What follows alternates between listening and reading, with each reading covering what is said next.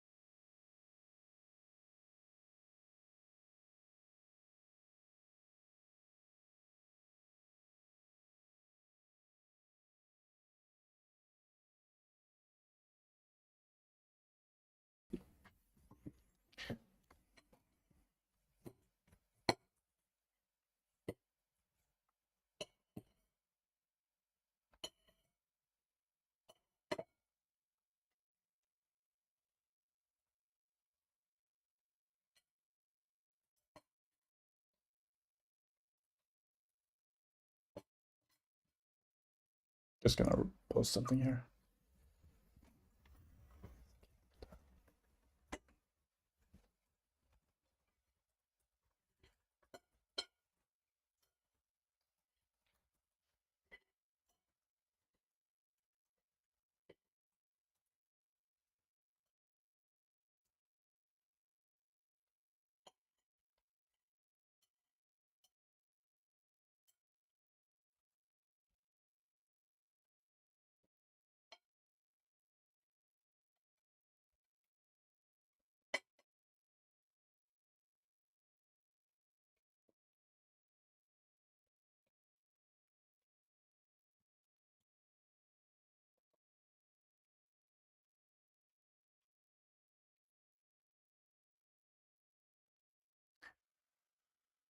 Hmm.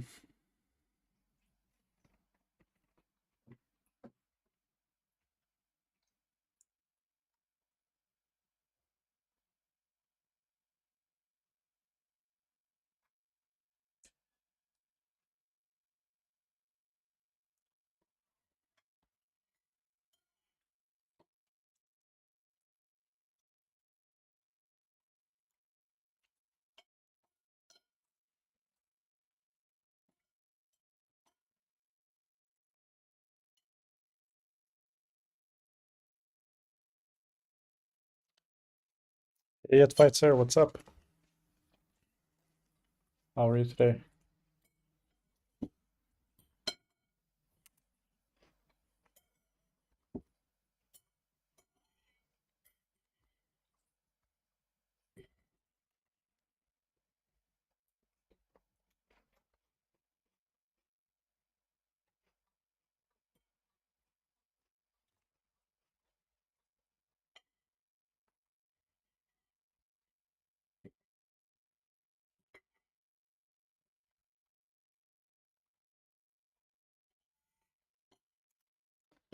You're learning to make synthwave. That's cool. For what purpose?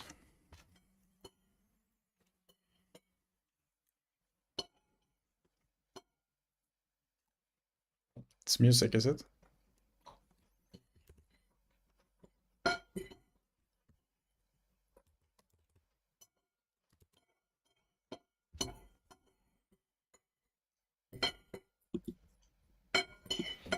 I don't remember if I showed you, but I finally got this LAN multiplayer thing to work, which I'm very happy about.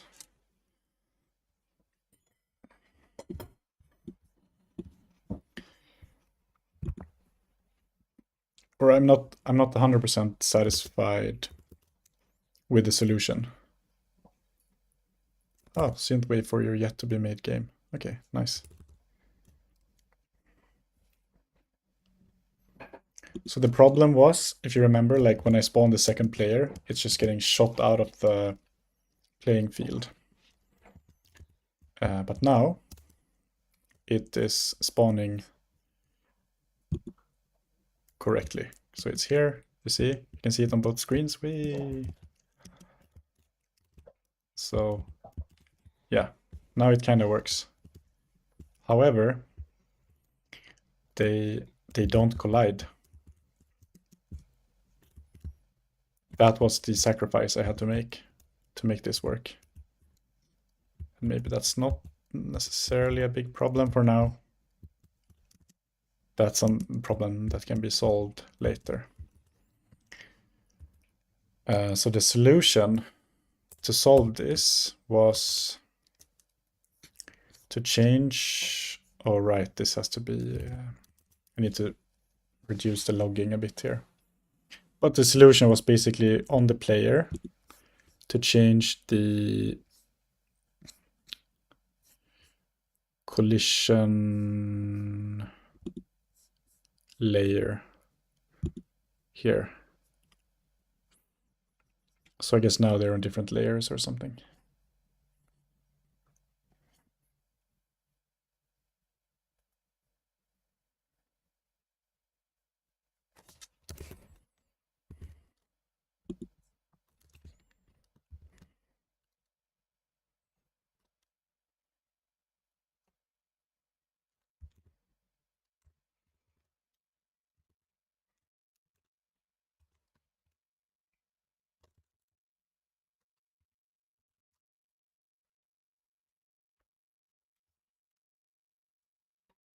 What?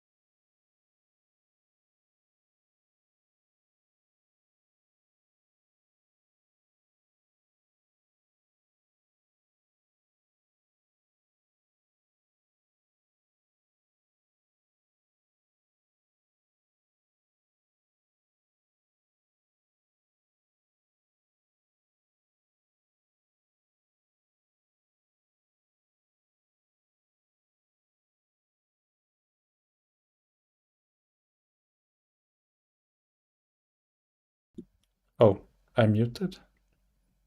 Be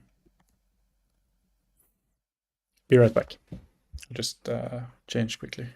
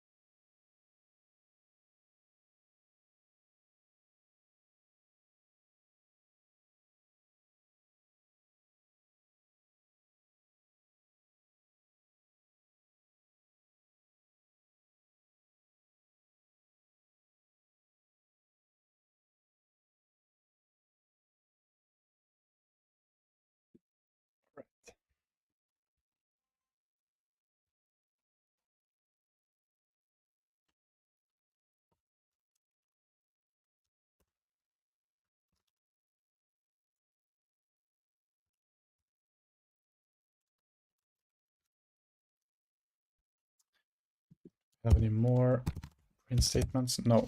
Okay. So I was thinking a bit about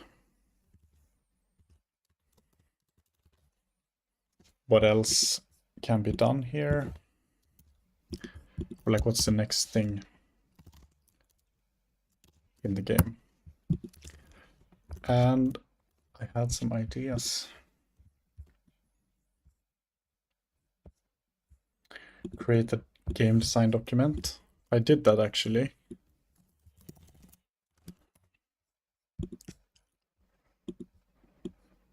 Create a beautiful landscape. Multiplayer capability. It's done. Multiplayer capability.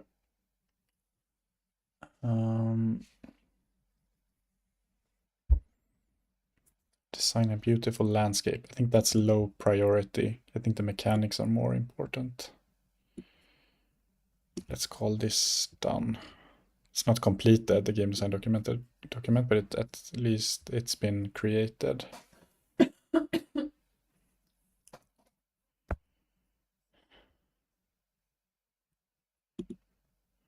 Memory profiling. I don't know if that's needed. For now, maybe it can be deleted.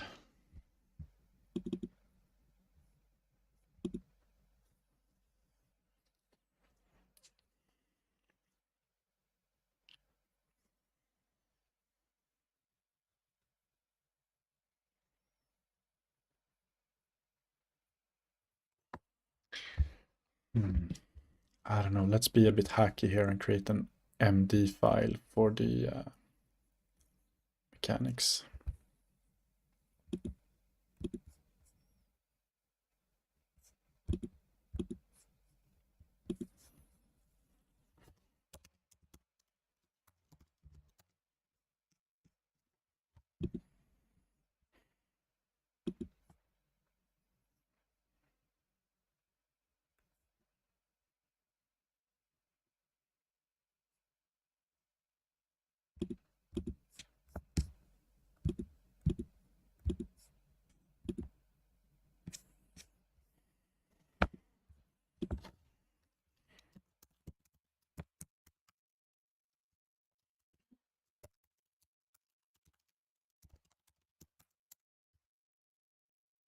So what game are you building, Jet?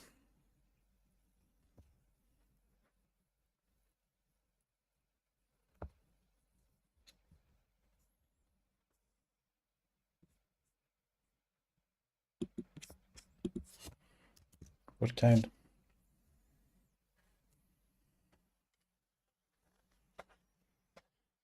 Yeah, I'm not a big fan of the Godot code editor either.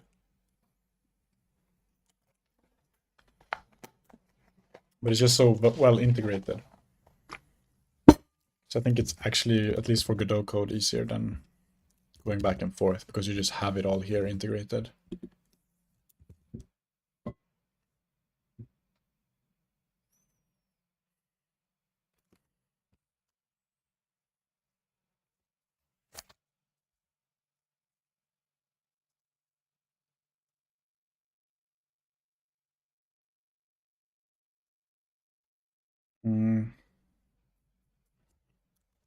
So I want there to be building.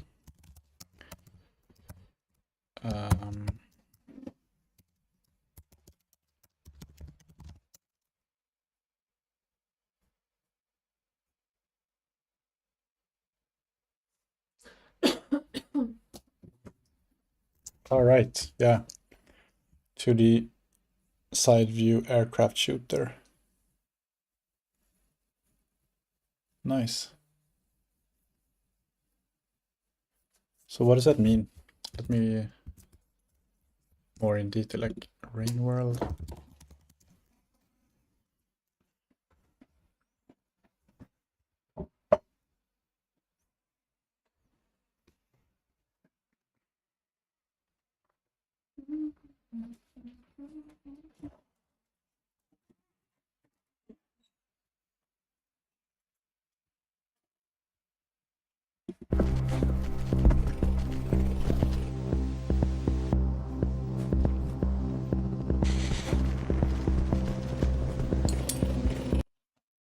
High fleet. Okay.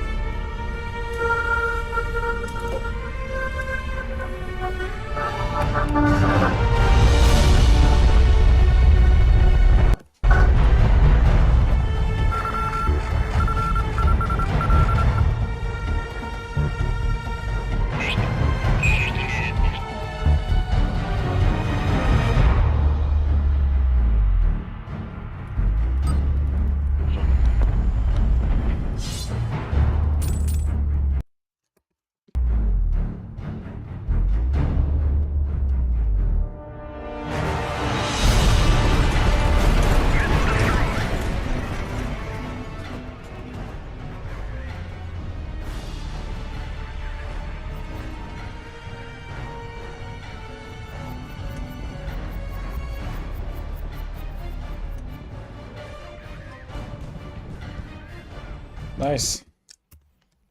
Looks cool. And how far are you in the project?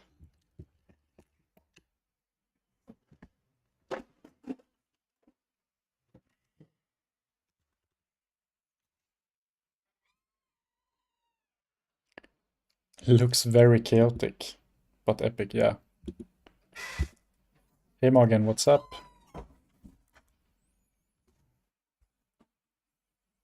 Not far at all. Okay. What does that mean?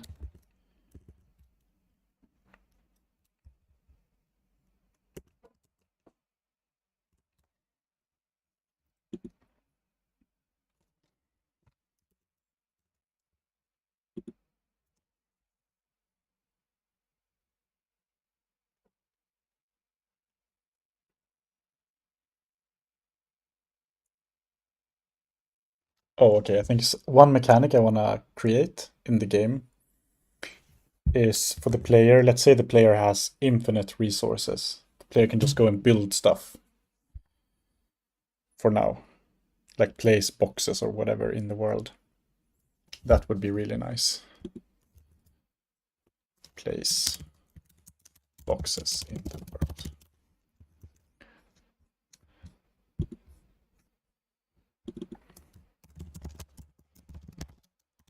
World.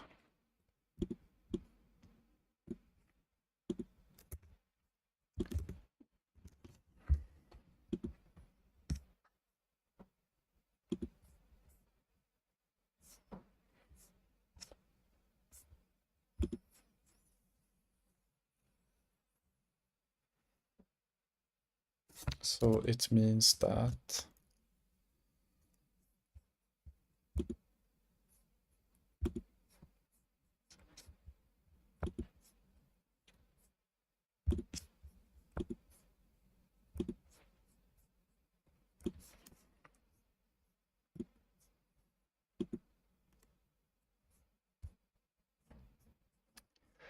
do I want it to be boxy like Minecraft? Not really. I think in the beginning, I think it's good to have it be a bit boxy like Minecraft just to try it out, like for prototyping. But I think I want more. If you have played Valheim, that's like a big inspiration. Like it is procedurally generated. You can like dig, cut trees, build stuff.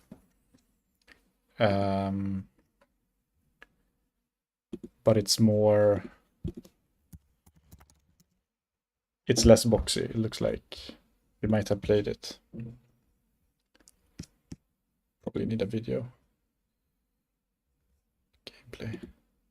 Welcome, my friends, to part 1 of Valheim, a new huge open world co-op Viking survival RPG game that you can also play solo as well. You can play with up to 10 friends in PvE, and you can even toggle PvP with your friends to raid each other.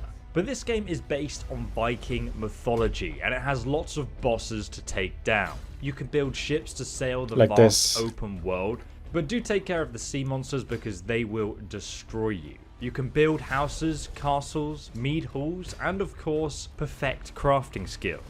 The world is also completely randomly generated, and it has different biomes from marshlands, crypts, caves, woodlands, lava, and snowy mountains, each with their own weather systems.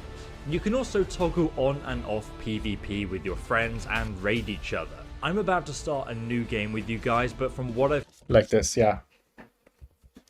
That's like the main inspiration.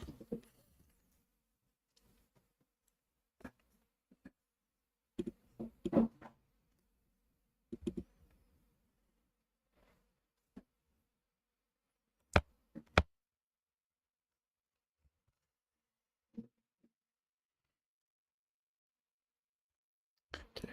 So let's look for input. Input event mouse. Let's see what that is called when we're pressing a button.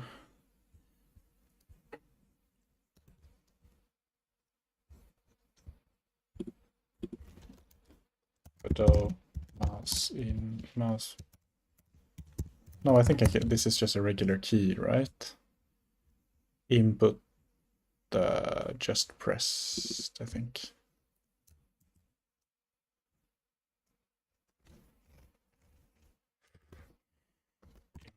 Key press.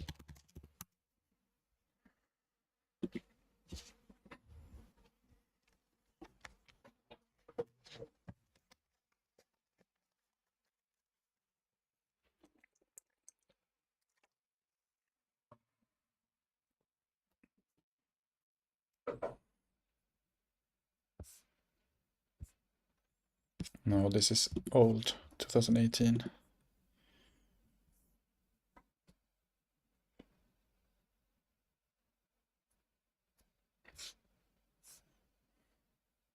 Is action pressed? Okay, so this is the input map.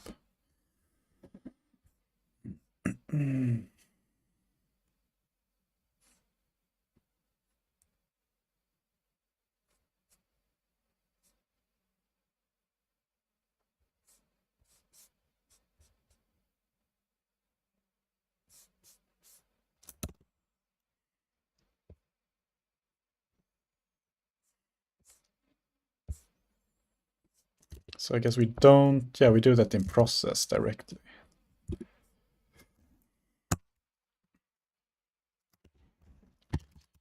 If input dot is action just pressed build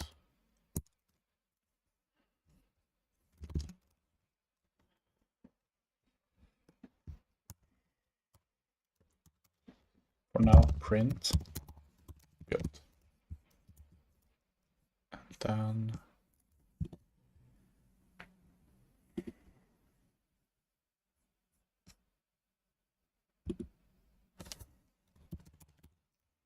build action.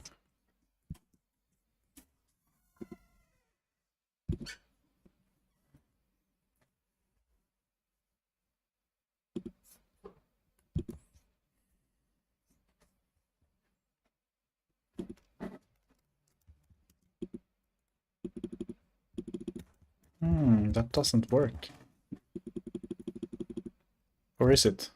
Oh, yeah, it does work. I just have filtered out only collisions down here. Okay, great. Let's remove multiple instances, by the way.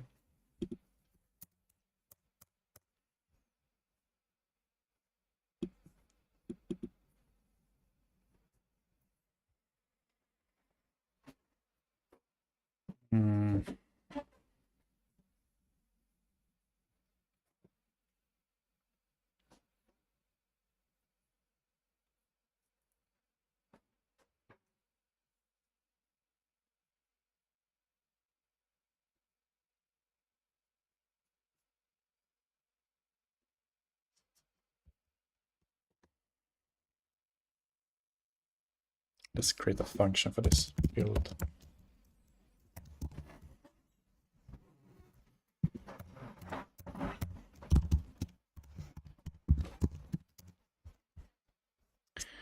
And let's check in the world generation. Let's just pick a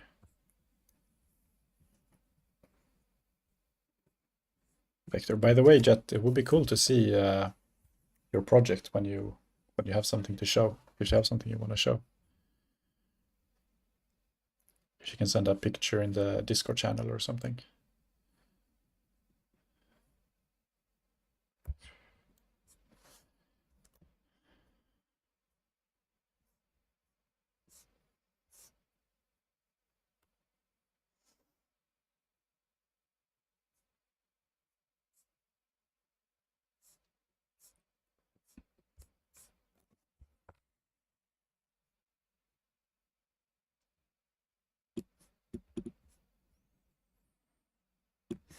It's basically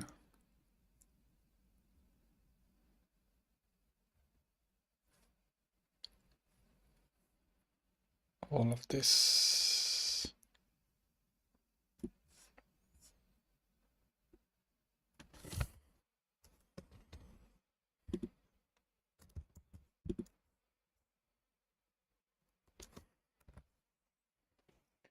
Not yet, but I'll definitely show you when there will be something to show. Nice.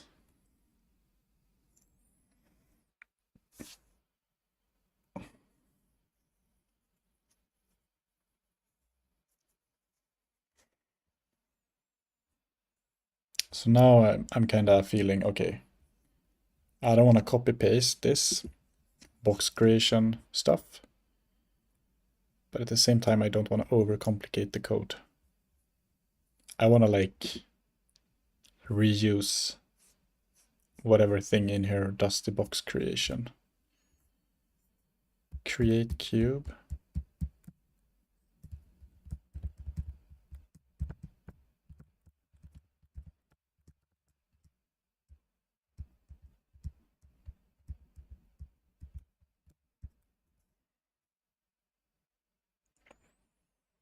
And this should probably not live in here. Let's refactor this a bit. The color should be set somewhere else, like generate new cubes or something. Let's do func. Get color from noise. And then we have a noise int. And here create cube, we can probably give it x.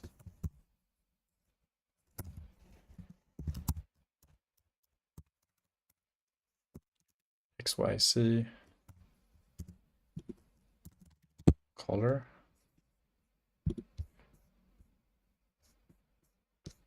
We don't need to create var color.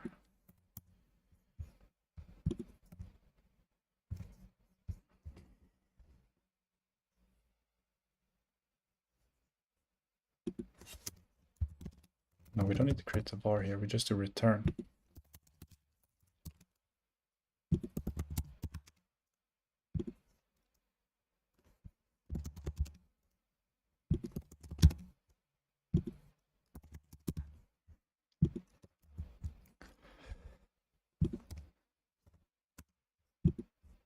No, why doesn't it like that?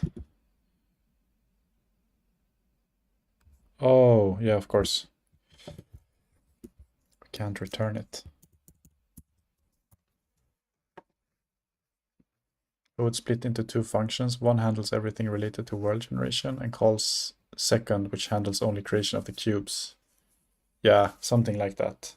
That's exactly. So maybe there can be like a cube generation script or class or something.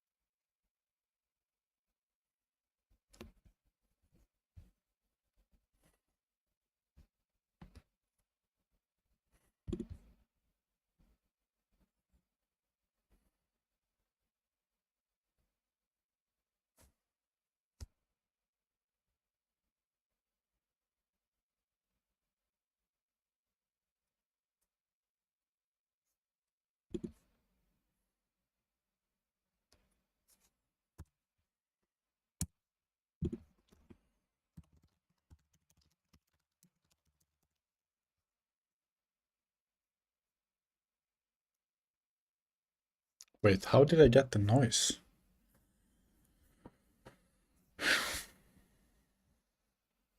Here. Position.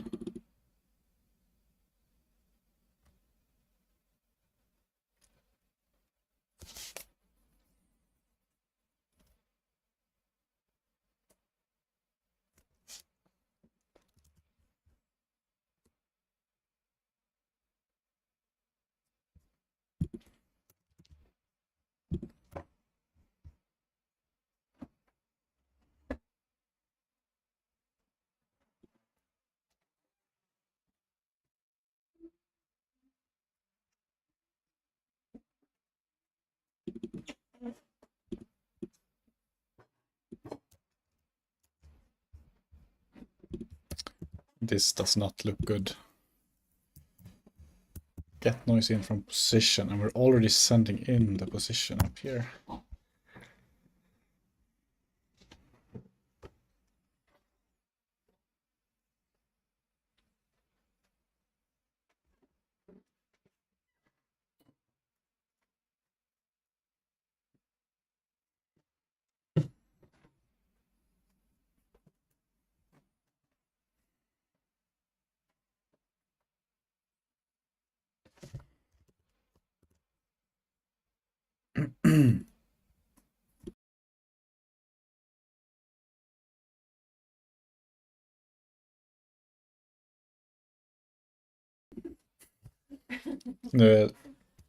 Nu är micken på.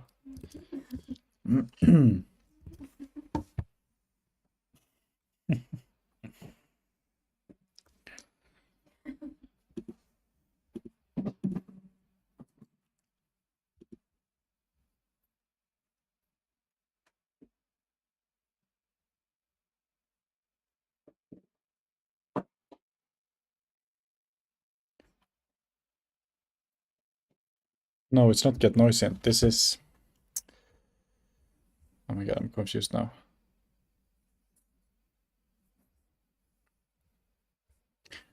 This is not great. Get color from noise and then get noise in and then position into create cube. It's a mess. It's a mess.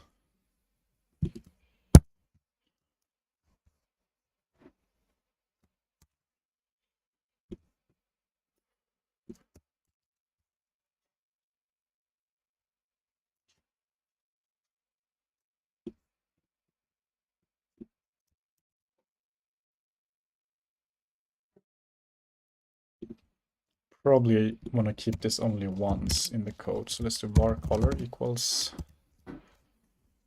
that. And then we just put color.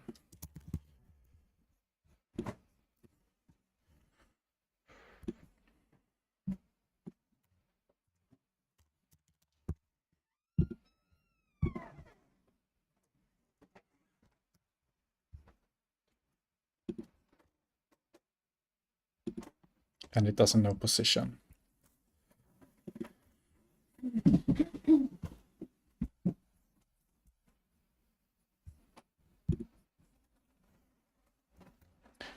Let's actually send in a vector 3 instead as the position.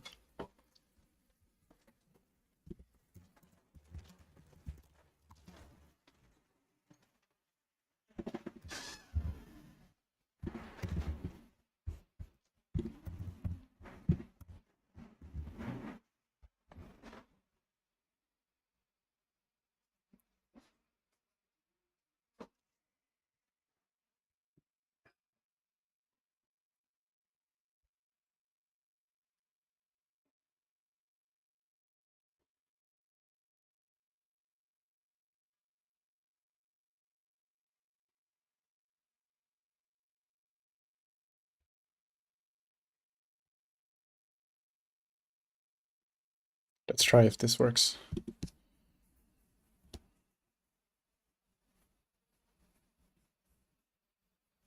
All right.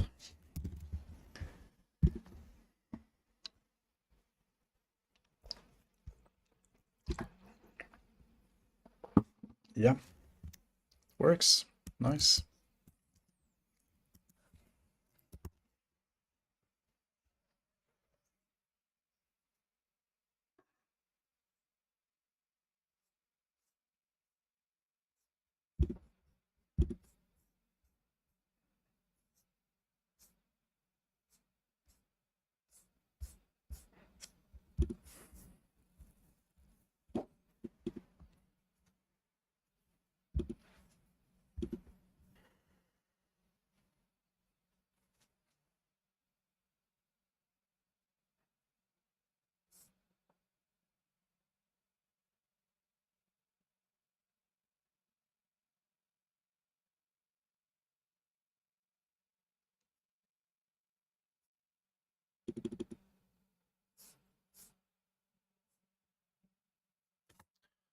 Right. I should send in position like this.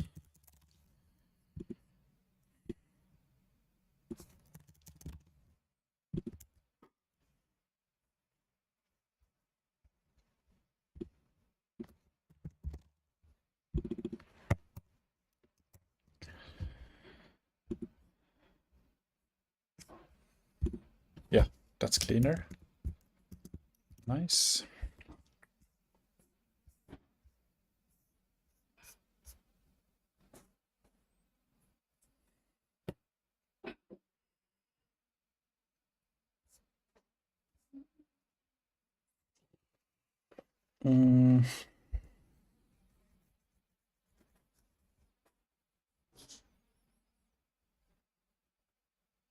Where should I put this piece of code? Create cube. Can I reach it? I think I can reach it from the player.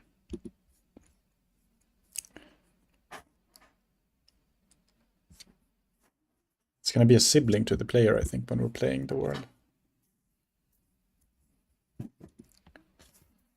Post, remote. Yeah, it's a sibling.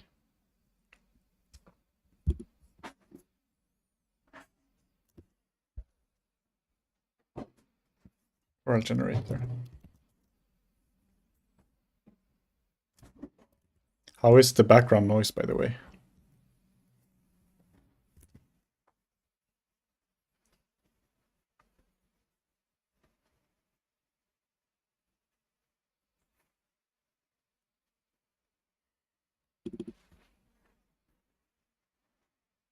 Yeah, maybe.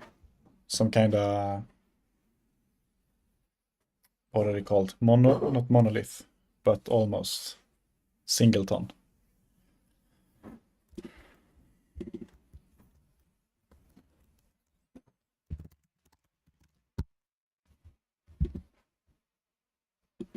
Get sibling, okay. Get parent. Get node.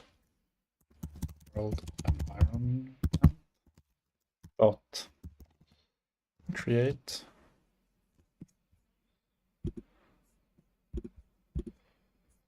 Cube.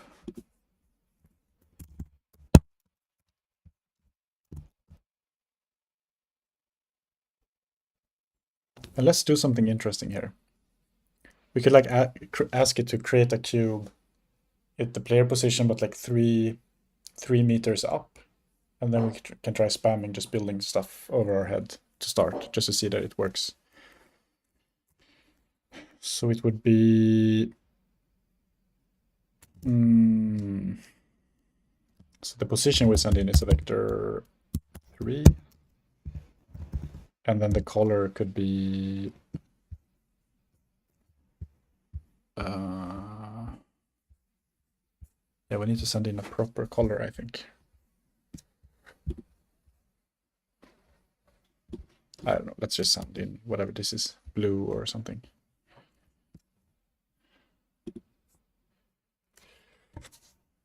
You also can make just a script not bound to any node and use it, pretty sure. Okay.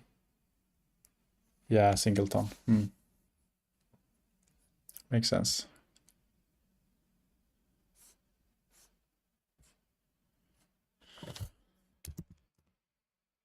And then we do position dot, let's see, x position dot y, and this is y position we want to go up, let's say 3 meters. Position dot z.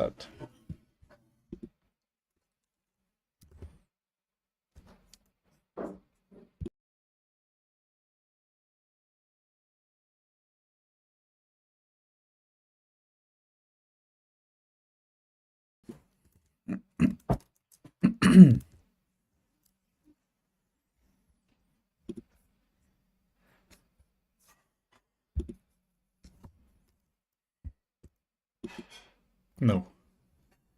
Invalid call. Non-existent function. Create cube in world environment. Oh, not world environment. World generator.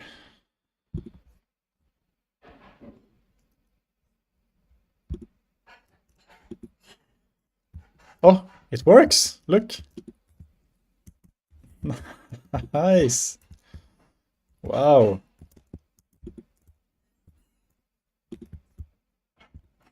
Can they collide? Yeah, they can. That's awesome. Okay. Hmm.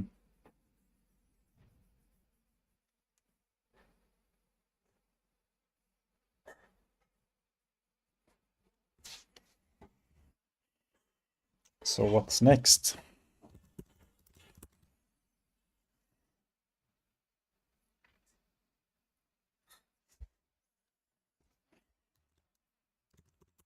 I need to think a bit here, like what's a good plan. So now we can actually place boxes in the world.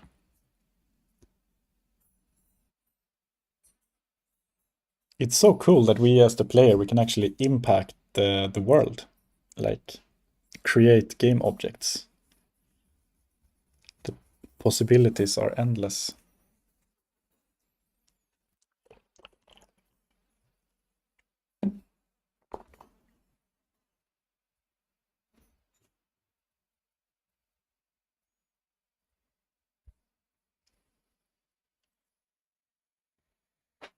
Hmm.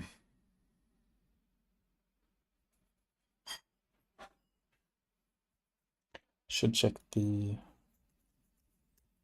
design document.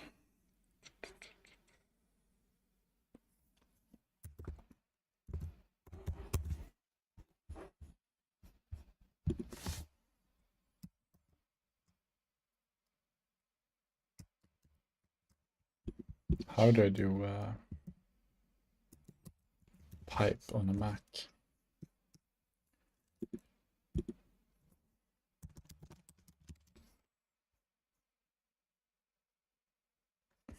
Okay, but how do I do that on a Swedish keyboard? Because doing backslash, I don't remember now, but it's like Shift Option 7.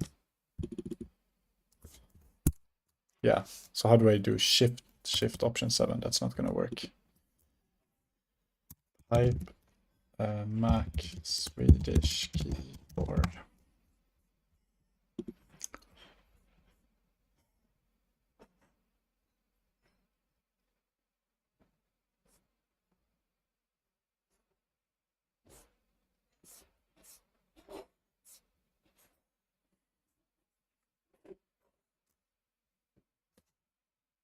There is no Alt GR, but no.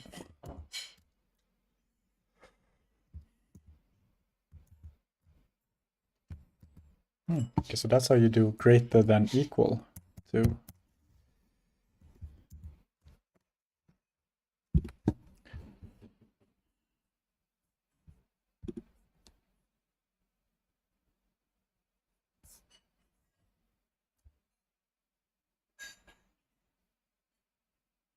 Alt 7.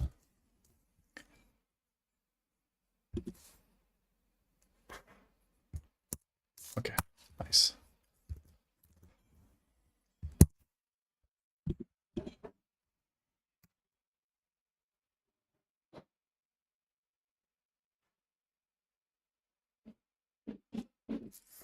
Okay, let's try to give the player the ability to remove boxes.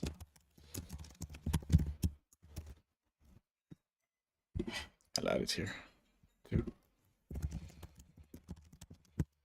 And this is going to be a bit more interesting because we have to pick what to remove.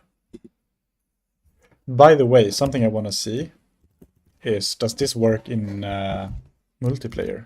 Does this information get synchronized or not?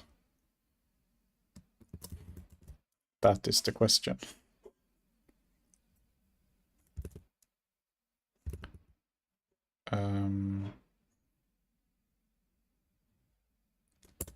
But first, I just want to push to Git.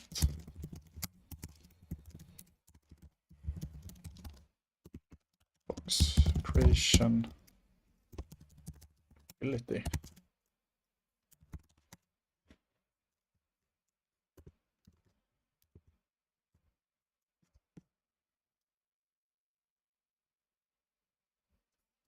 Not sure if that's an MD Markdown syntax. I just do it for my own.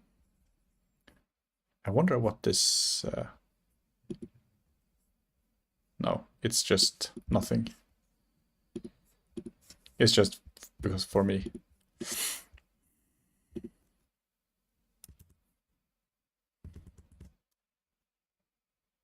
In the raw format.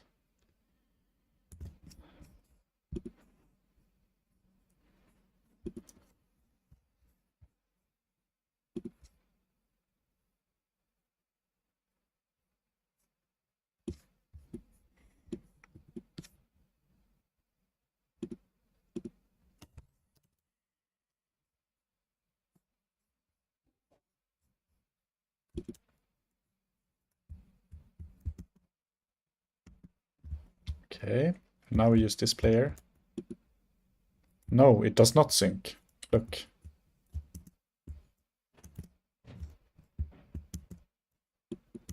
Why can we jump through it? Shouldn't be. Okay, yeah, we can't. But this item is not synced. That's very interesting. And what about the other way around? If we do it with this player? No. Fix multiplayer box syncing.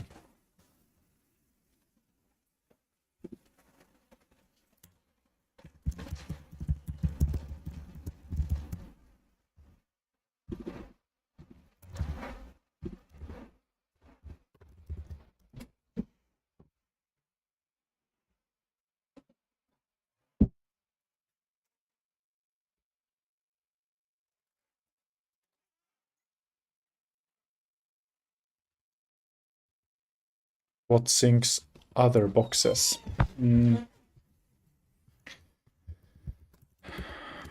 So we have a sync thing.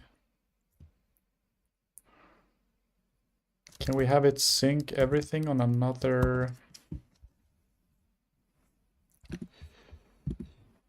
object and player? Add property. Ooh, interesting problem. It's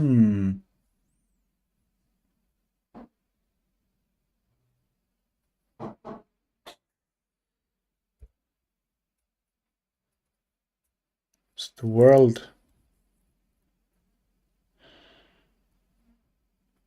Can we like call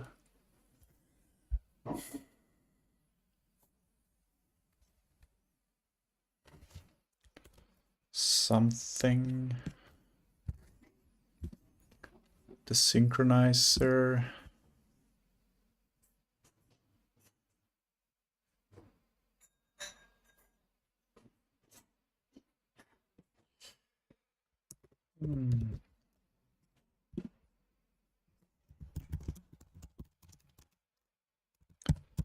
Non-player items. Yeah.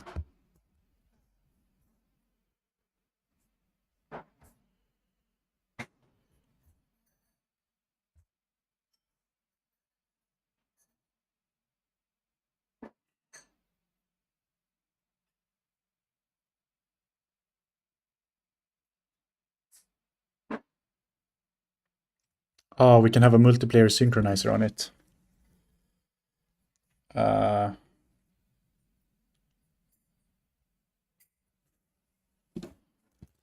That's maybe the way to go.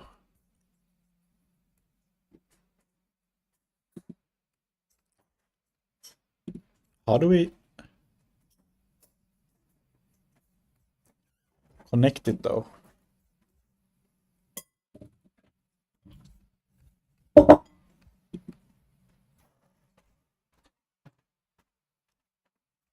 Yeah, add it to the world. Good idea.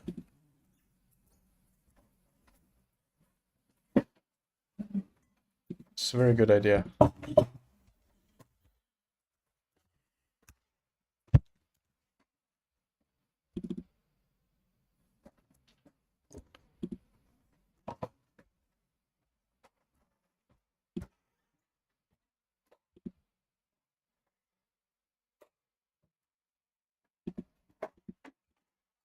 Um,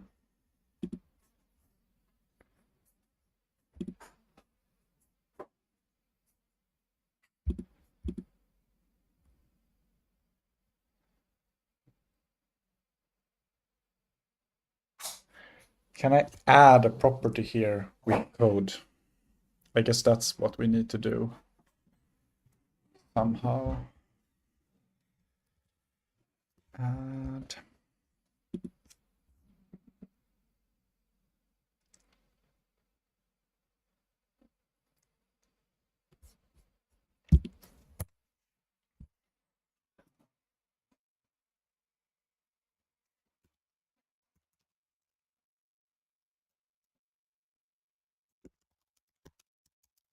To multi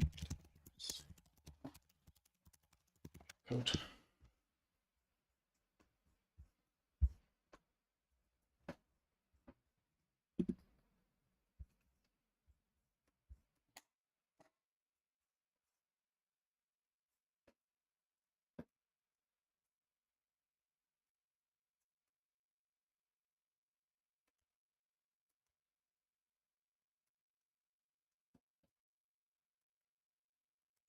Yeah, I have the same problem. The reason I'm doing it in GDScript is because the units won't exist yet.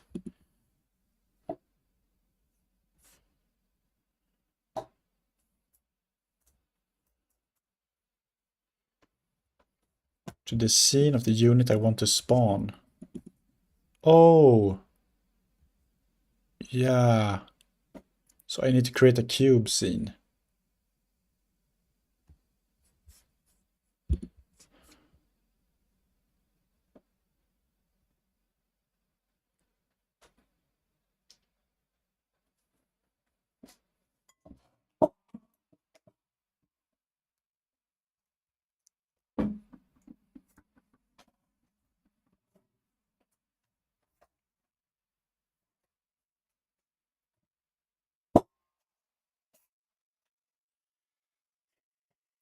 In the scene where you want to spawn them, you add a multiplayer spawner.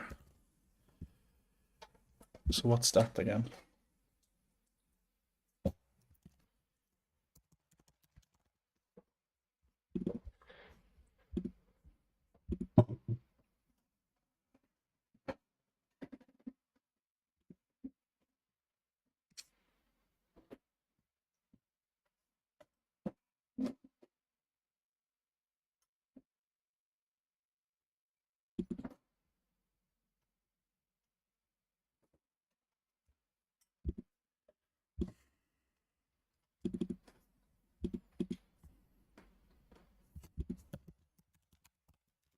Where did we call the multiplayer spawner from?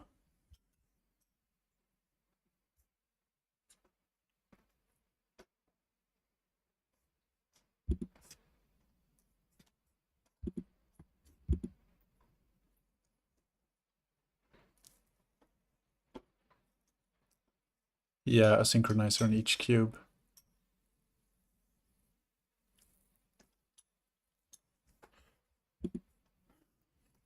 I don't think we need a spawner because we're already...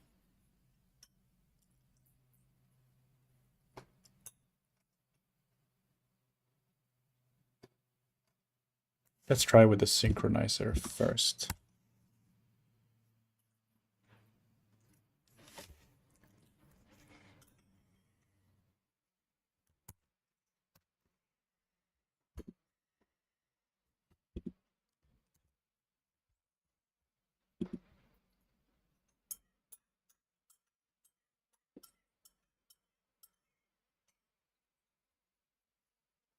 I'm a bit against prefabbing it though. Would be nice to do it purely with code.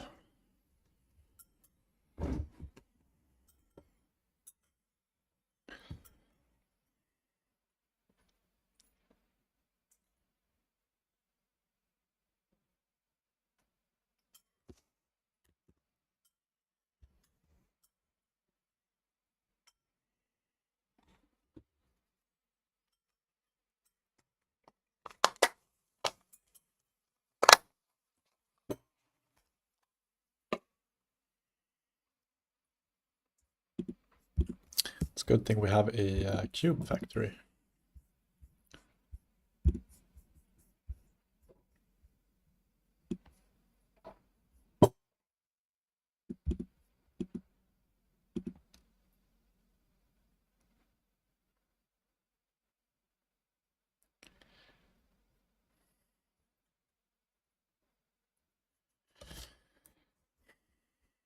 Okay, let's read some docs actually. What does the multiplayer spawner do?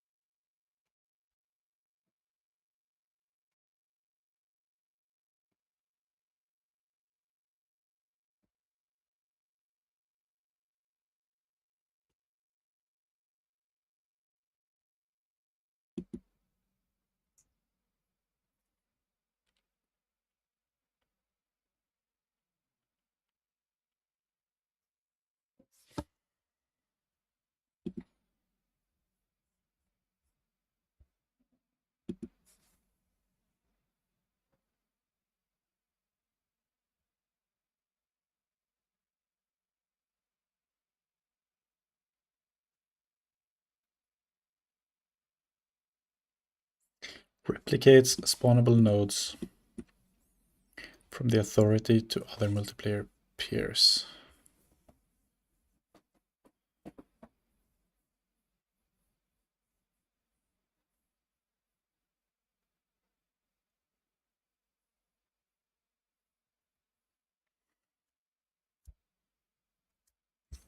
Okay, maybe this is what we need.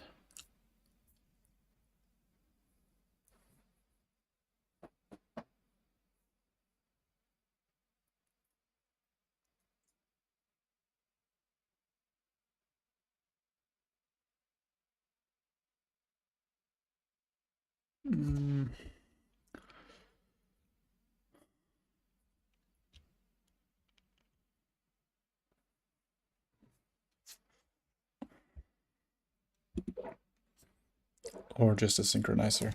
Feeling I'm not fully understanding this yet. Let's read the synchronizer docs. Because I think the spawner just creates a packed object. But maybe if we can create the object ourselves, it's just enough to synchronize it.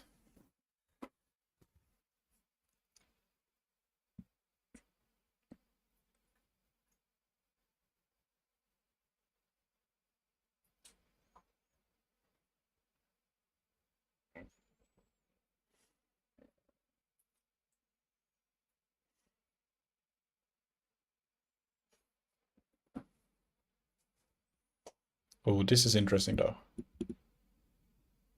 Multiplayer spawners will handle nodes according to visibility of synchronizers, as long as the node at root path was spawned by one. Auto spawn list, that is what it should spawn. I don't know how this is triggered, honestly, in my code. So it just spawns the player scene.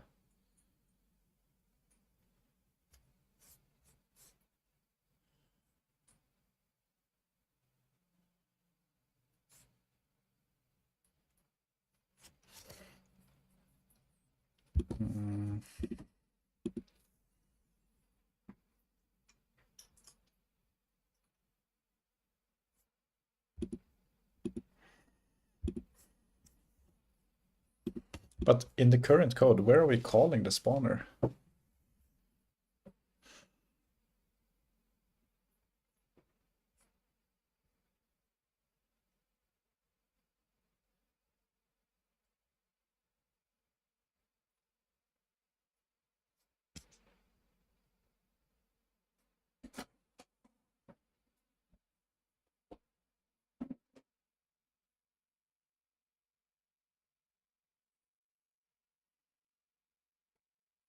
Probably new spawner if existing one configured for player. Yeah. But I'm just thinking how we generate it with code then so that it looks good. Because now we can just with code do 5 different types of boxes. Like how do we make that happen with a spawner?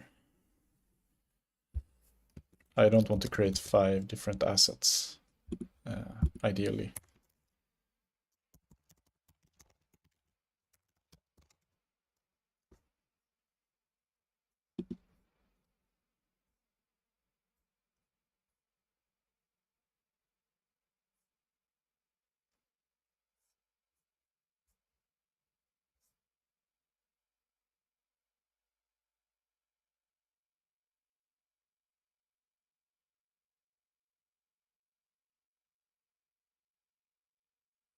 Yeah, we need to do this spawn function.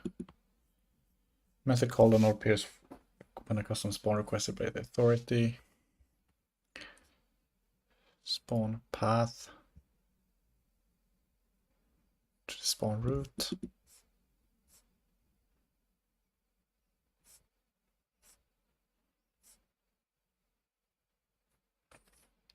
Ah, this I think is what we can do. Request a custom spawn with data passed to spawn function. The locally spawned node instance already inside the scene tree.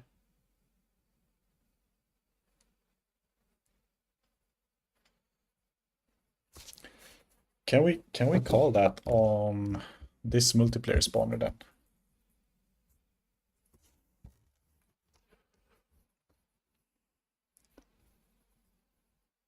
You can create player node in the code, and because you have spawner configured to player,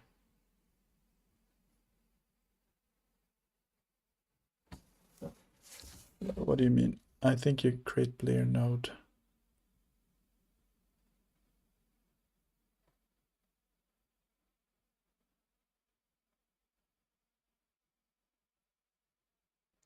Oh yeah, player node in the code. Yeah, somewhere maybe.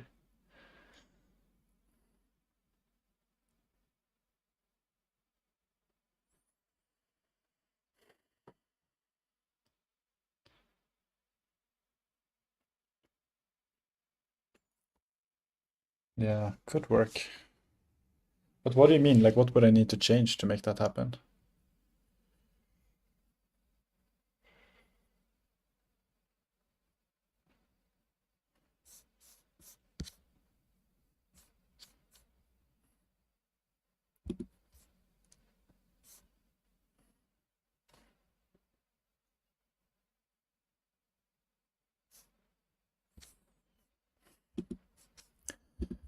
Uh,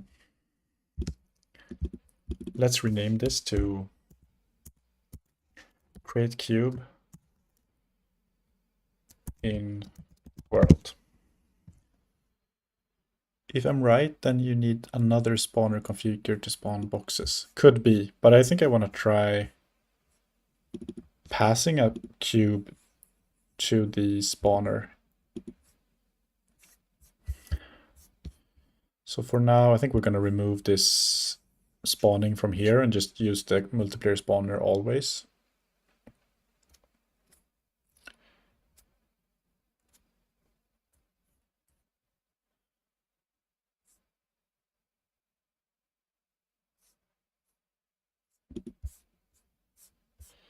So I'll just copy paste this for now and return a cube.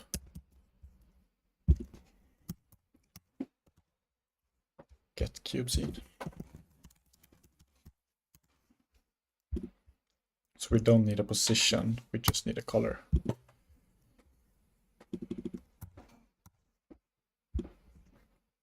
Or maybe we can give it a position.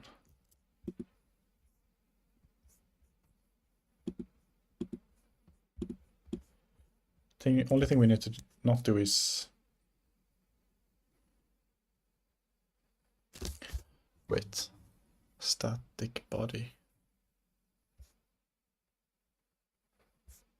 Yeah, we just don't need to add it as a child here. Return. And then from player,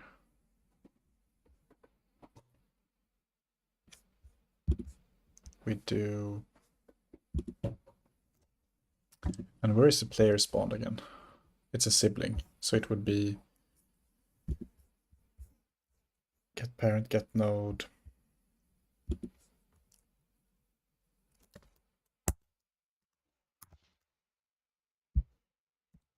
Can do get parent dot get node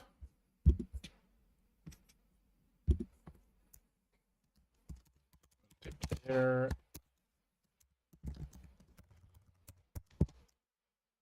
slash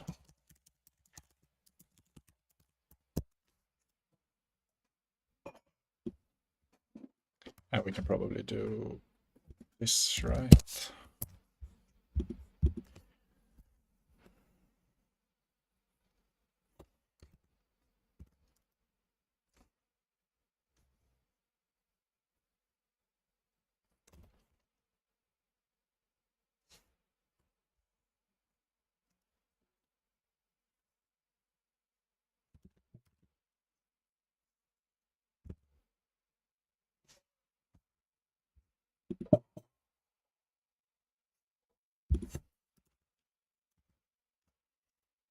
Dot spawn.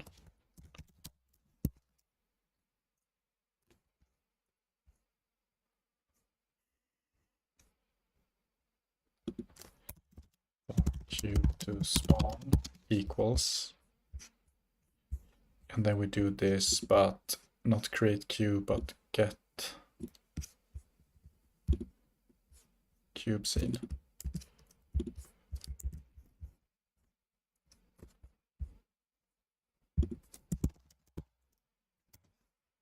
Right, let's see how that works.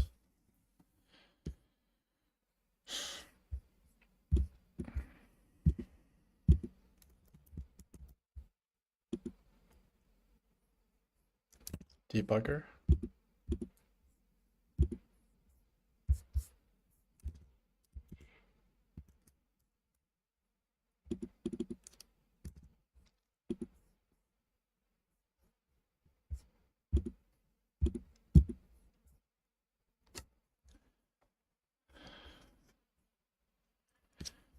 Custom spawn requires the spawn function property to be a valid callable.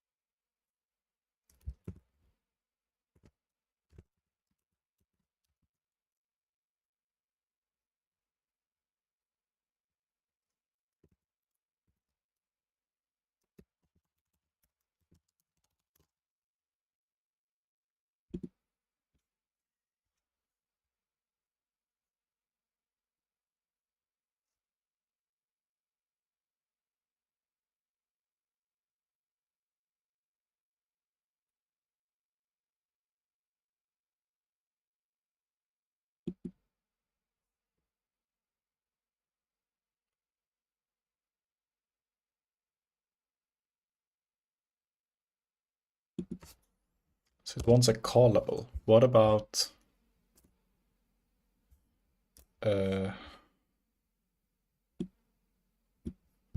what?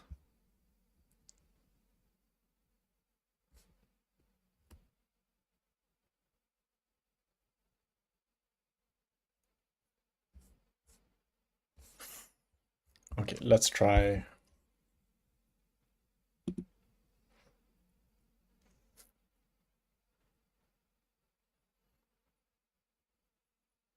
Can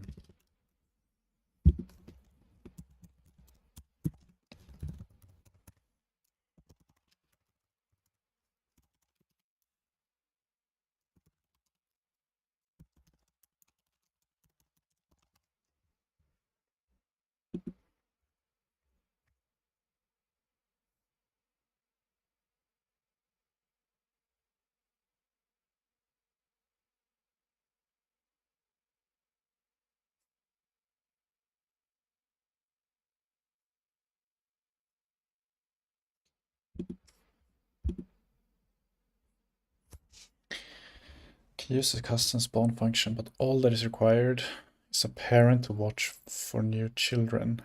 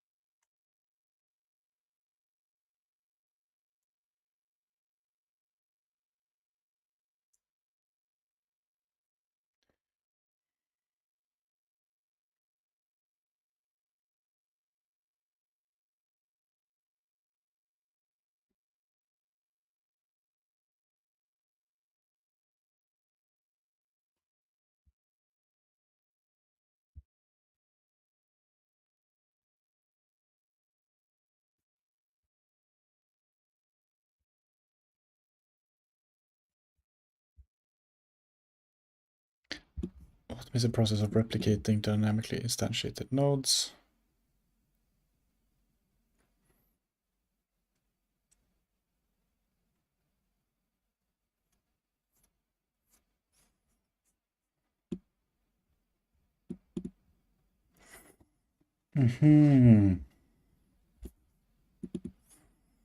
Defines the scenes to be automatically replicated when added as a child of spawn path by the authority. Oh, okay. I get it now. So when the authority adds them as childs in the spawn path, they will be synchronized. Is that how it works?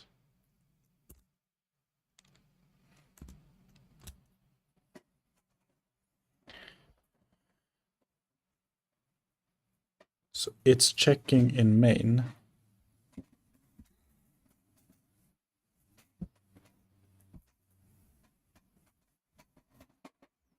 So if we add, can we add another spawner?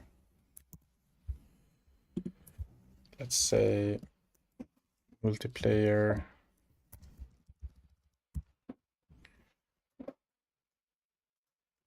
cube spawner,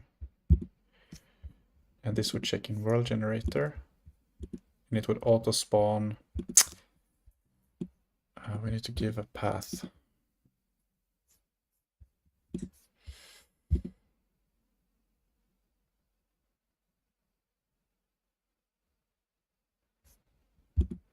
What if we leave that empty?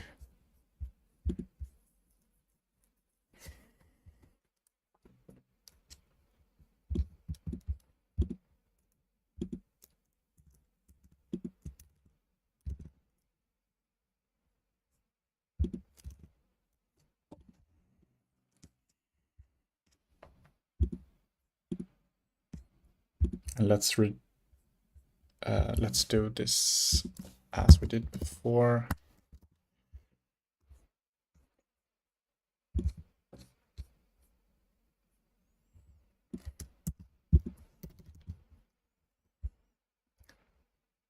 Get cube. So this would be create cube in world.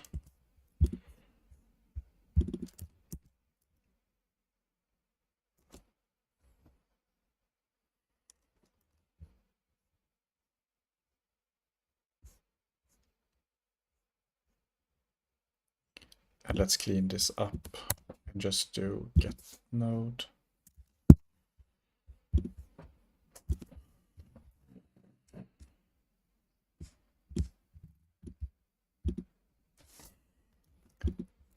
Right, so now we can create cubes here.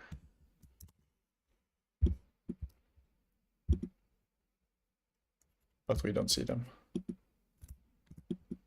Okay, so that didn't work.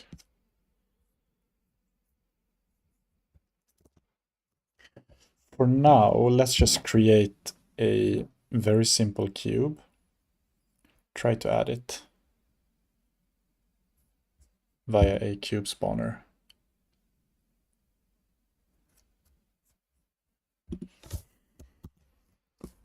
Let's just do like a 3D mesh or whatever.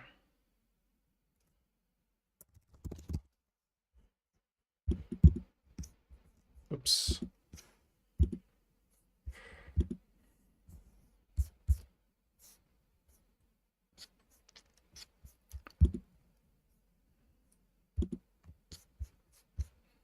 And we move it a bit like that. Okay, and then save as scene. Test box mesh. So we can remove that. Now let's do this element here. World. No, box. What do you call it? Box? Test box mesh.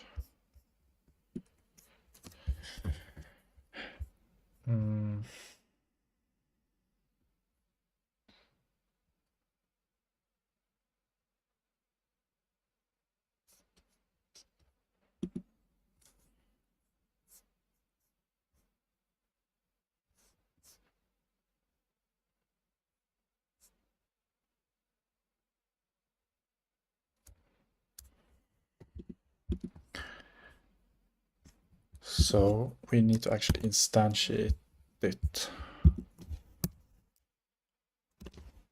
Can we just call multiplayer spawner?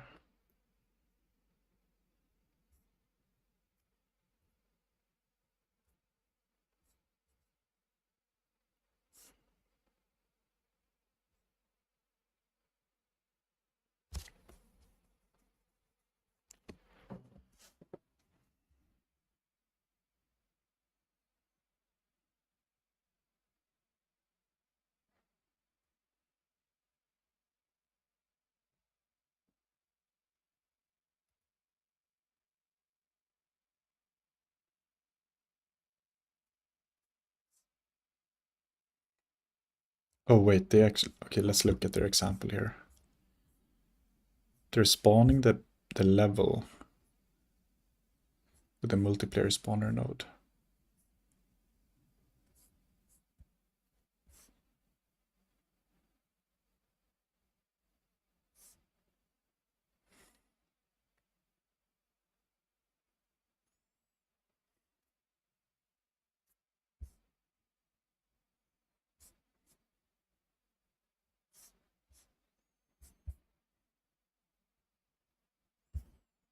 They have level.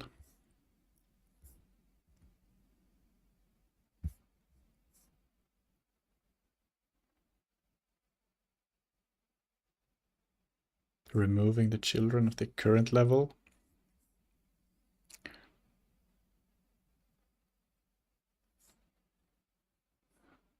Instantiating the new one.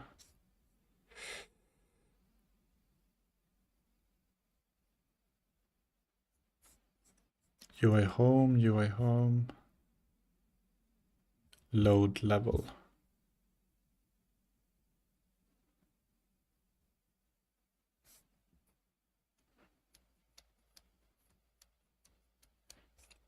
Okay, let's try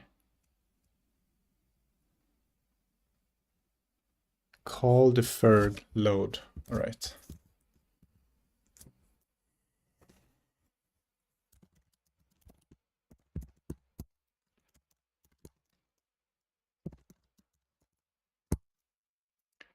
Res.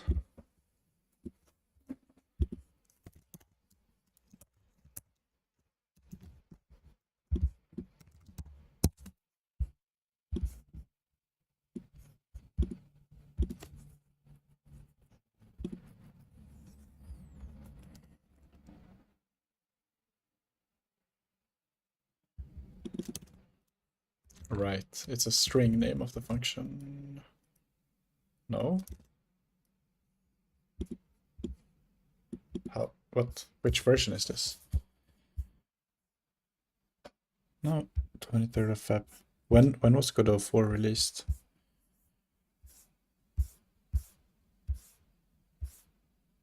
For so this syntax is not correct.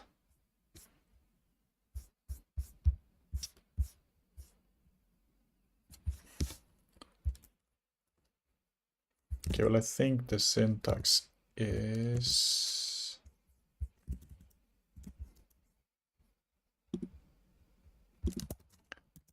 load like that.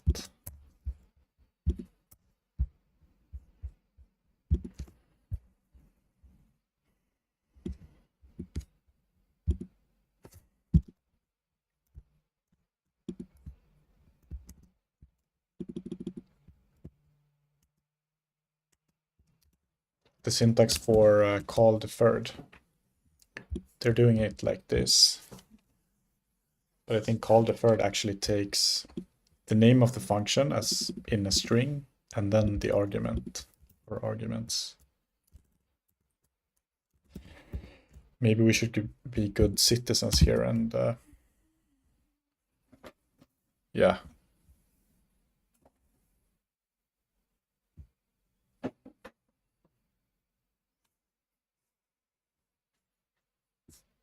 And report it to them.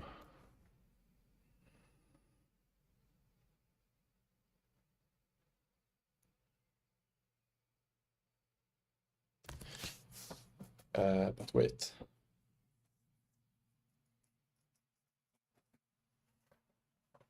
No, maybe this actually works. They did call deferred on change level, so maybe the result.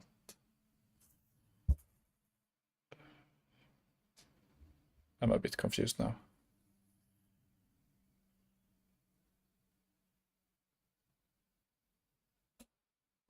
What is this syntax? Change level dot call deferred. Here's the change level function. So what happens then? Call deferred returns null.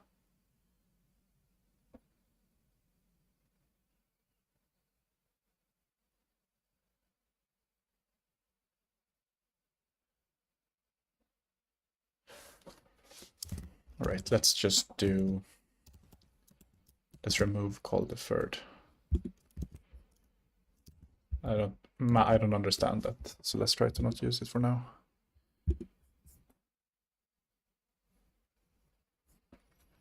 Character body 3D load method not found.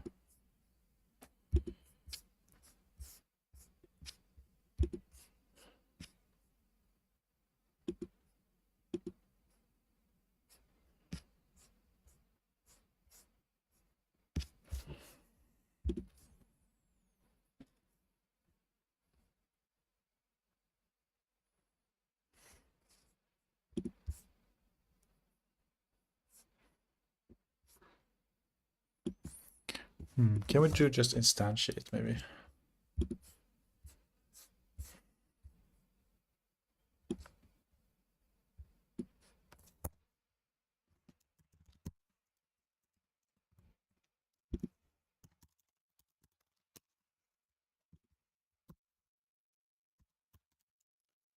Bar box test box.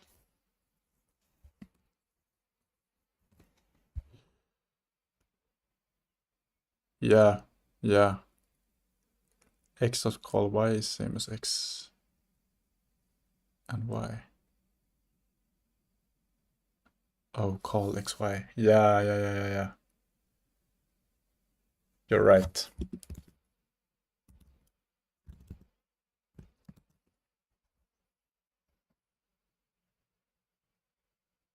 Yes, you're right. So here we're actually calling call deferred gets this function as the callable, and then whatever it's loading here is going into it. You're right.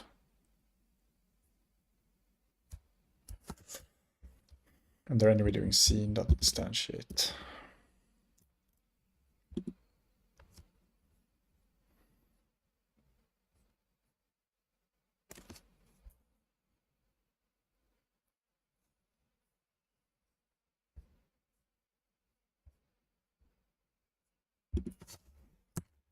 And then test, let's do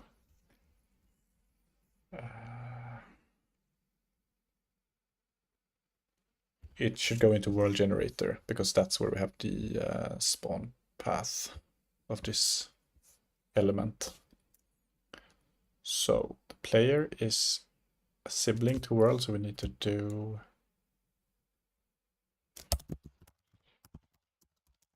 get node, go up to the parent, then down to world generator.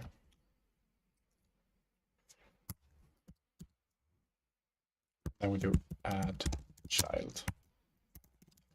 Sandbox.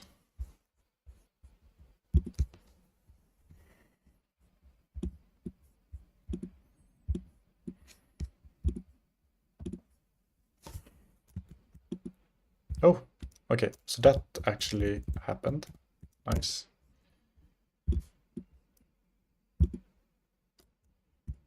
And we see it. So that's a good sign.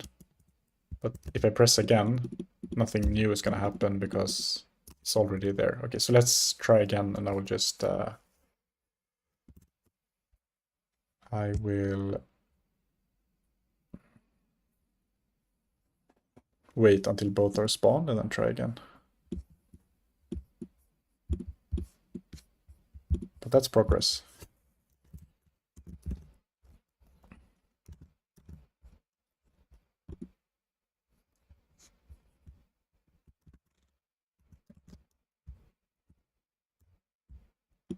Yeah, it works. Nice.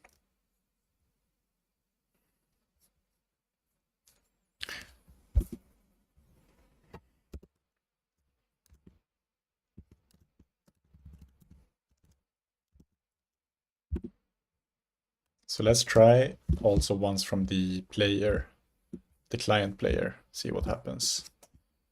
So host.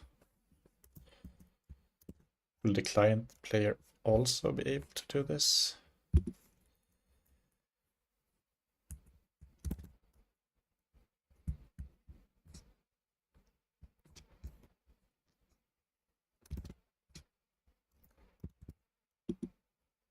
No, it's not.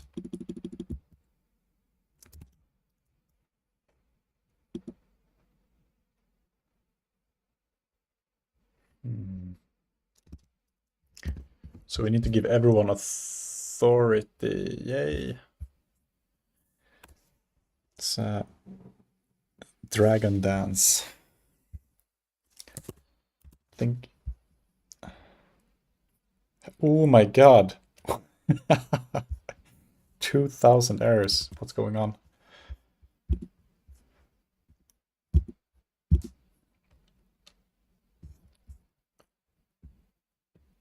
Uh, Has authority continuing. It's something about the authority. And there was something about it here, right? Authority.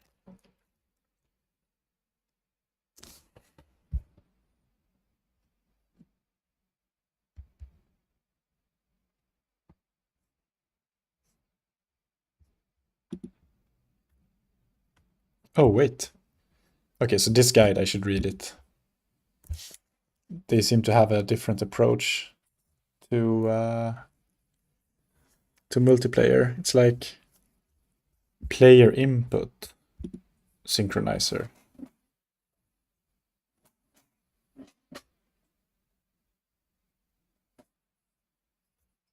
And then the server controls the actual characters based on the input from the players.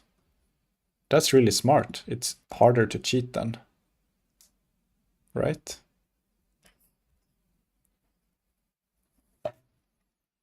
But I guess in a way it could also be a bit laggier.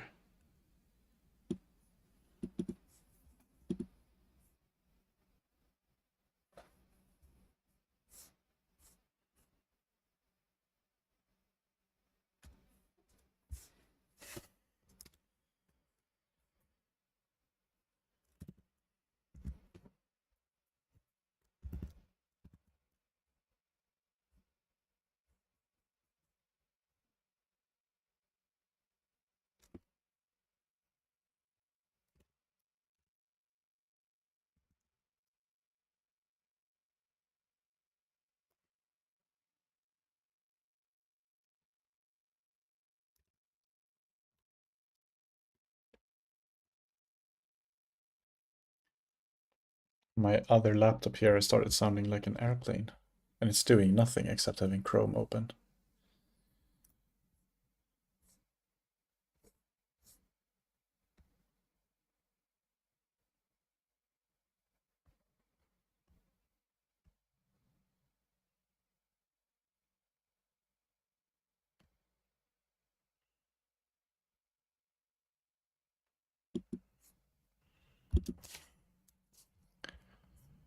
Should save this.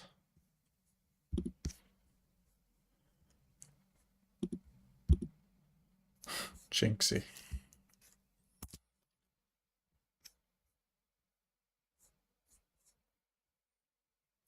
Moist critical. Did any of you watch Jinxie?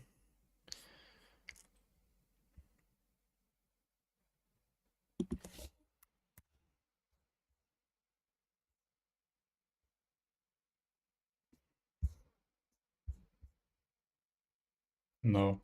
So he's one of the top streamers on Twitch right now.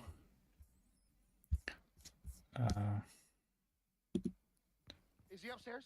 Most likely, brother. Most likely. Sketch, I don't see him. This guy.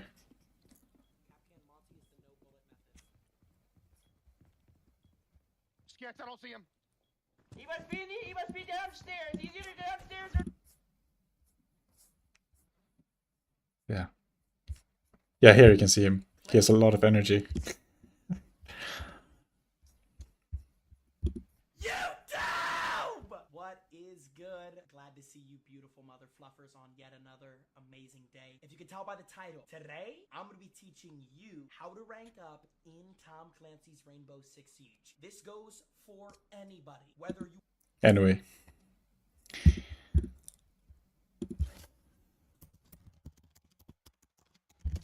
Set all multiplayer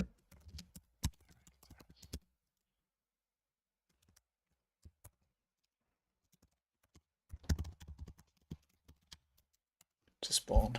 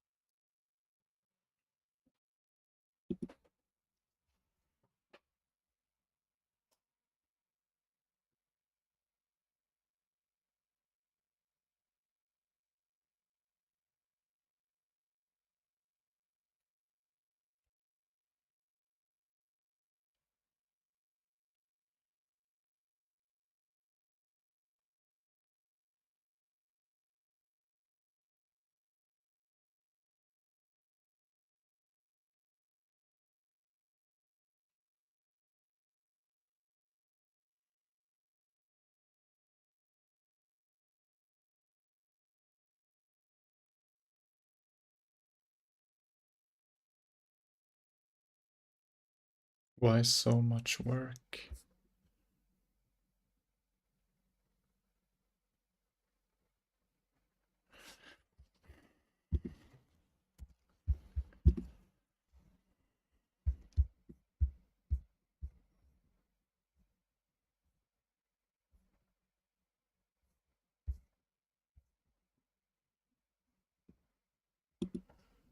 Men gud. Okay, it says something here. Call this function deferred and only on the main authority.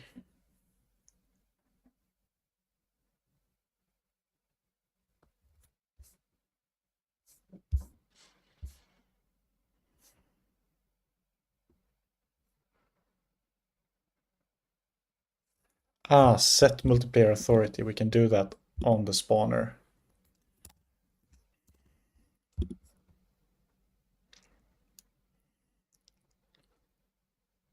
Can we just set 0 or something?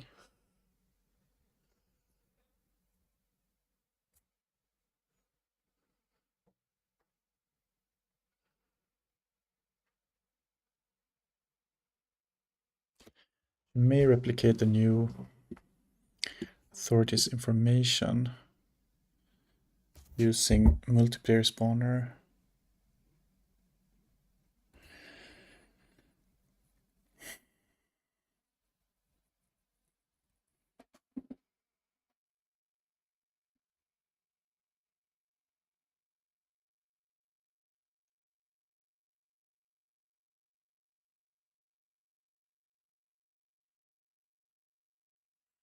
Maybe each player need their own spawner or something. I mean, it works for...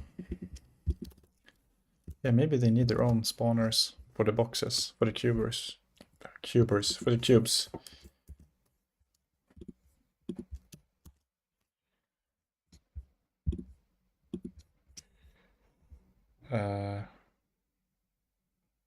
Right. Doesn't... Or maybe it will work when it's in the tree.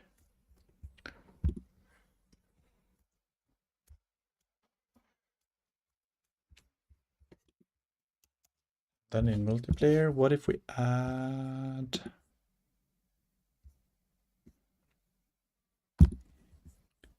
We're instantiating the scene.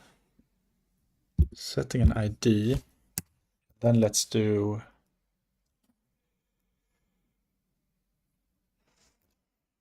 player dot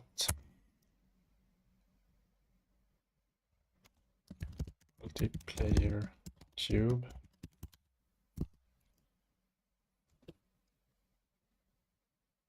No, dot get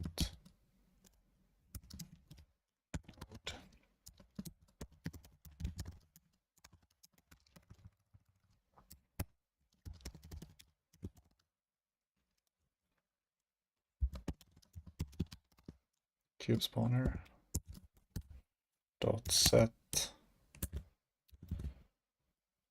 multiplayer authority string ID.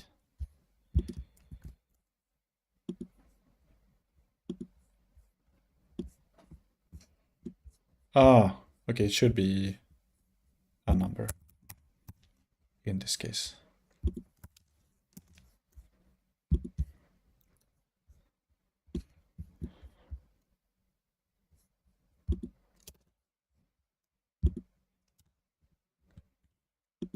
Okay, it works for this guy.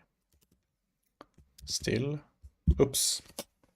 Now I close Godot.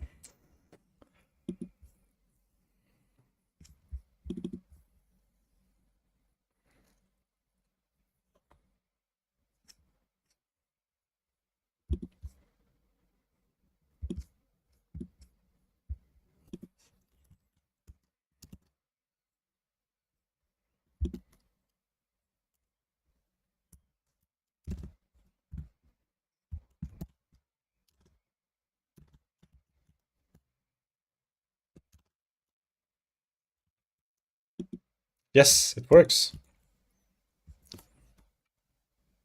Nice.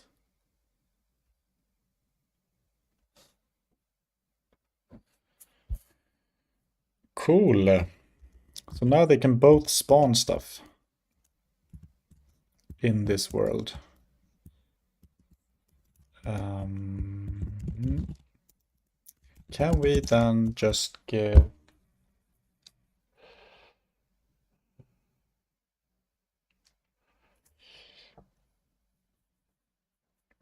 Can we just have like an... Oops, there's a lot of errors.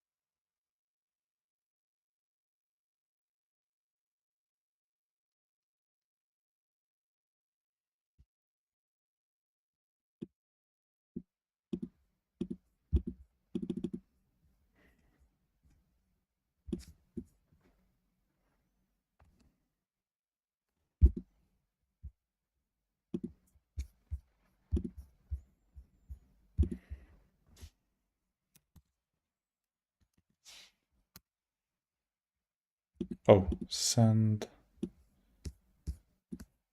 delta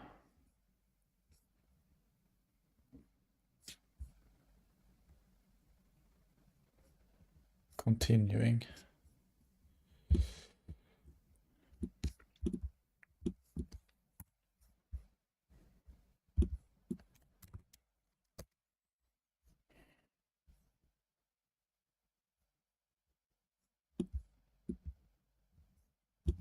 So we need a synchronizer.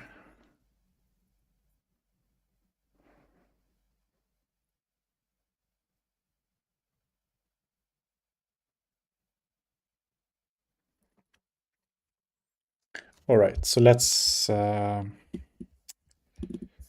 see what we can do with this. Can we just create like an empty node? I want to make this the parent. I've seen someone do that. Reparent. No. Oh, okay, reparent.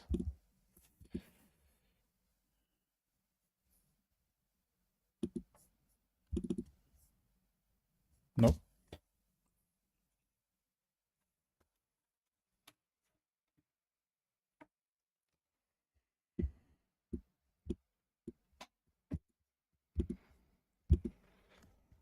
Okay, doesn't matter. We can remove this node.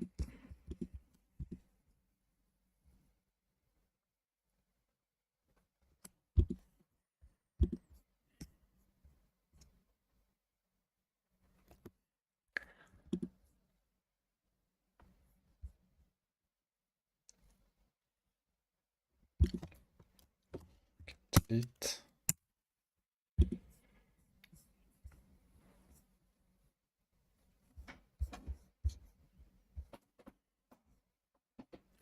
So let's just take the cube from the world generator and create the same thing. And then instead of configuring it in the scene, we just let it be there, and then we configure the scene with code. 10 p.m. Cool. Thanks, man. Thanks for stopping by. Always a pleasure. See you next time.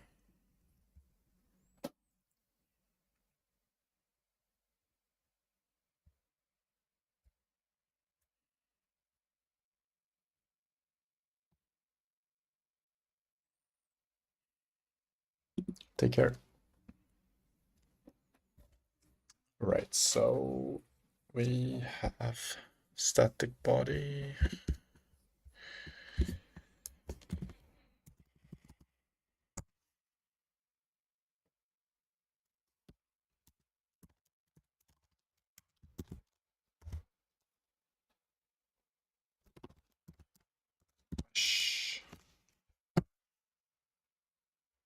Oh, it's the other way around. Mesh, collision shape. No. Collision shape. Mesh.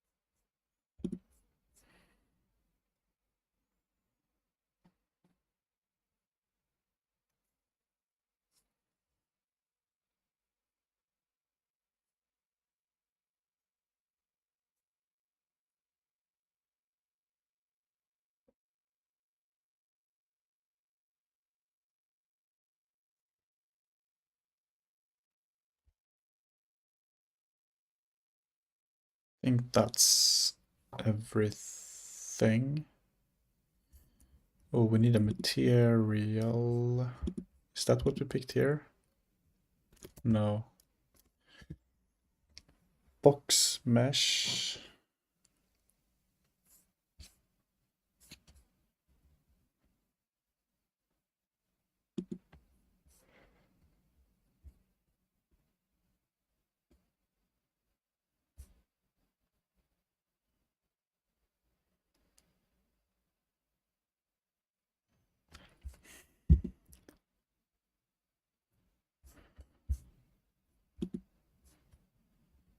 Wait.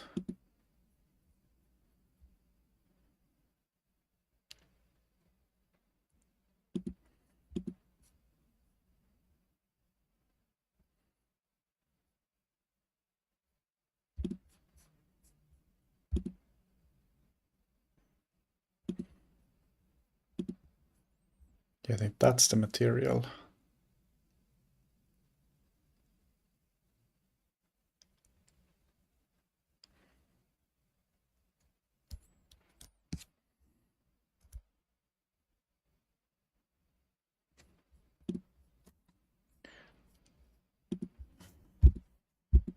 And then let's add a multiplayer synchronizer.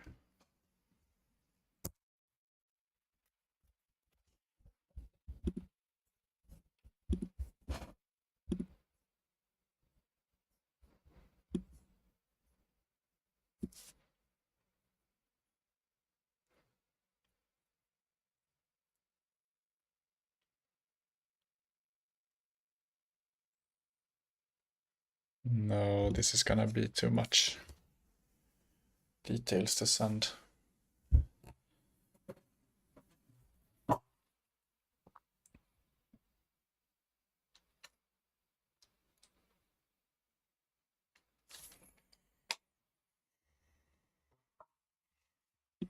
Should probably just send types or some code. And then everything else is just like, yeah, if this is the code, this is the type code, make it into this type of item.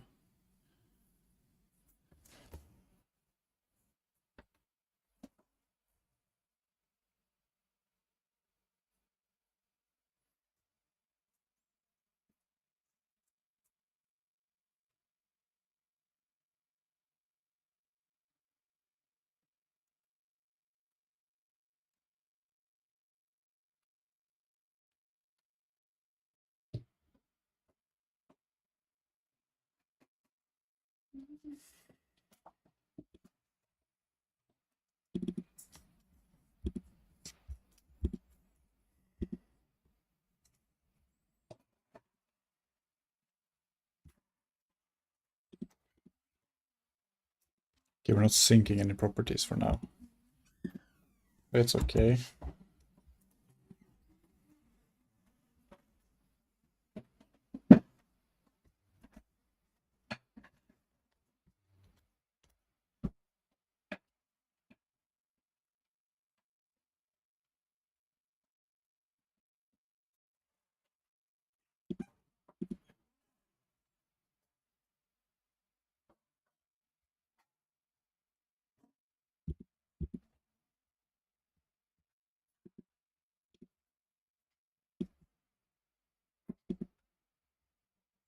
Now we load the box and then let's give it some properties.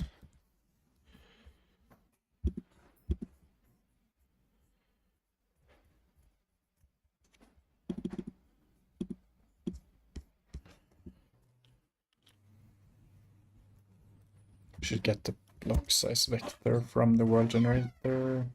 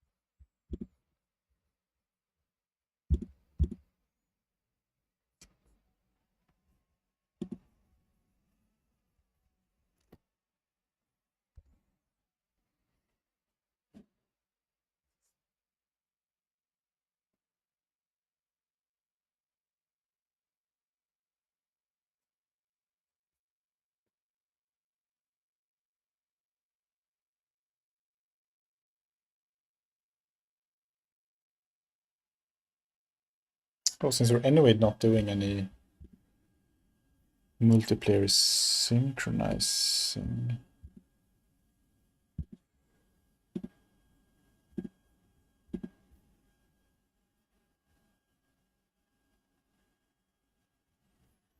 What about just having an empty node for now?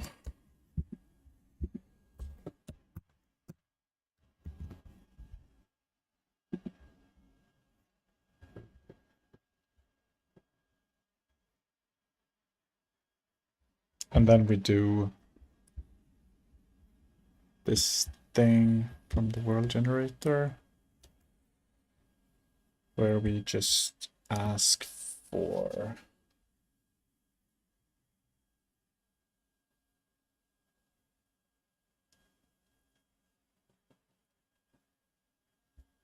a get cube scene.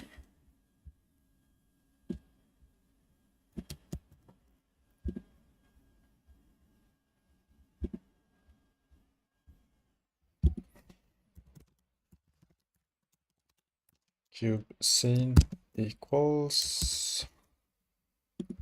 Okay, let's give this a variable. World generator.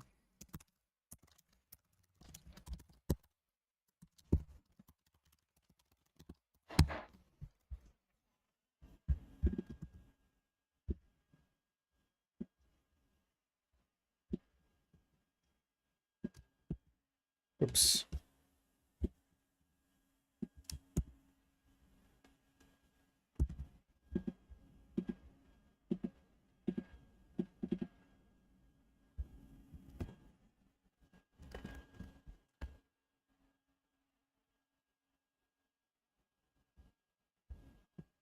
Oh, here we had one. Get cube scene.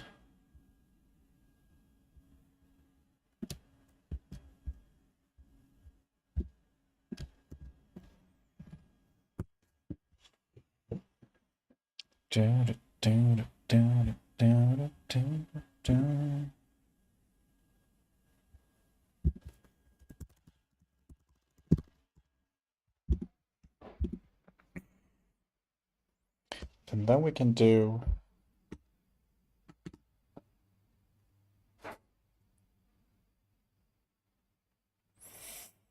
add child.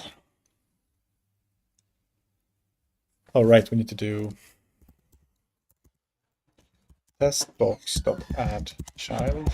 cube scene.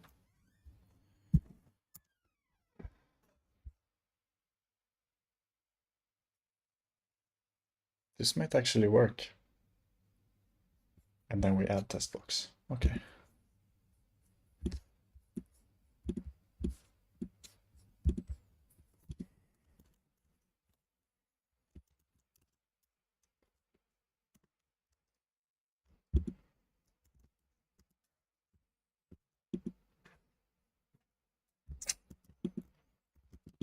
No. Nope.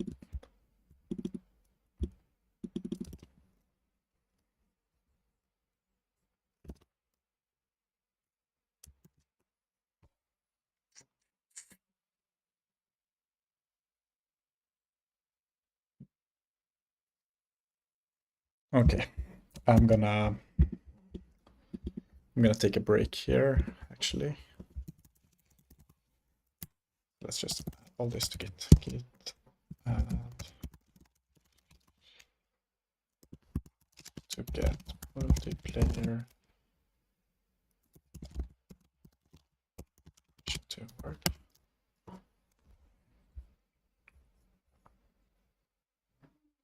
Okay, just push it to master for now.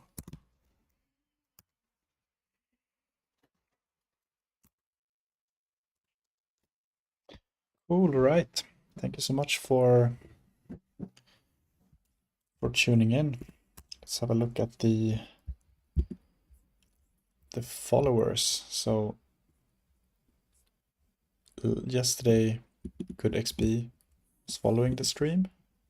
Gripner, Goofball Guinness, and then the day before that, it's Klang. So that's awesome. Thank you so much for the follows. I will be back tomorrow, streaming some more. And then the goal will be to get this object creation to work in Godot over multiplayer, so that we can add these cubes, we can see them, and then we can also delete them. That's also a goal. And then we can take it from there. So yeah, this has been really fun. Thank you all for tuning in, and see you next one. See you in the next one. Bye-bye.